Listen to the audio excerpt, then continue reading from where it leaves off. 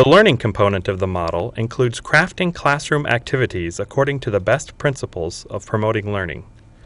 The principles of learning are active involvement, patterns and connections, informal learning, direct experience, reflection, compelling situation, frequent feedback, and enjoyable setting. More information on this can be found in the Technology as Facilitator of Quality Education model.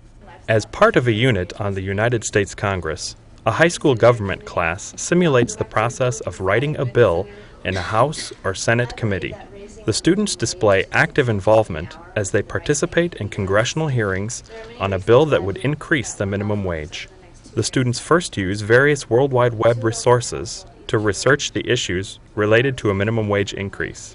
Then the students take on roles as U.S. senators, hearing witnesses, pollsters, and members of the press, and they hold a hearing and a press conference to address the many facets of the issue.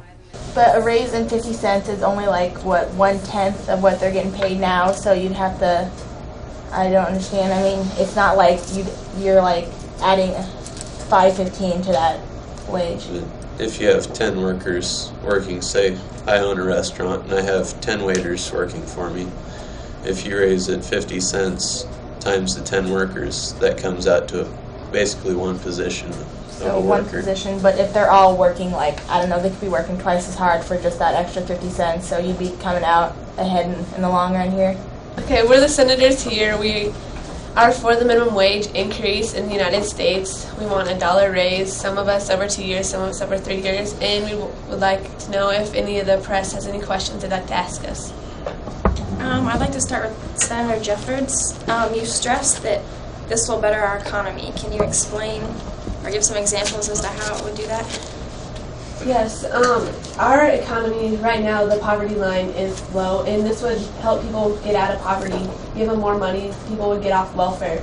The activity also presents the students with a compelling situation. The hearings and press conferences constitute a challenging and complex task. Since many high school students have part-time jobs, the minimum wage issue affects them directly. The students have to research the issues related to an increase in the minimum wage, take a position, and argue their point to the witnesses, other committee members, and members of the press. Then the senators have to draft a bill that is acceptable to both opposing sides. I think we should raise it to $6.15 over 3 years. We want two. We're so far behind already. I know, but like the small businesses, they can't fit it in their budget over 2 years. Yeah. It's a big jump. And I think a lot of people are affected by small business. I don't know. If you don't have your small business. We're not going for 4.5. Yeah. So,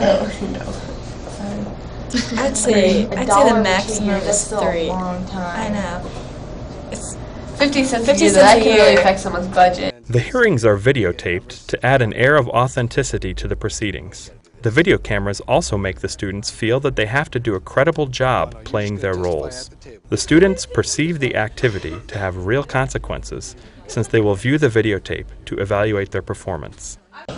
How do you justify paying us more so prices go up, so Prices have already gone up, and we had to live with the low wage.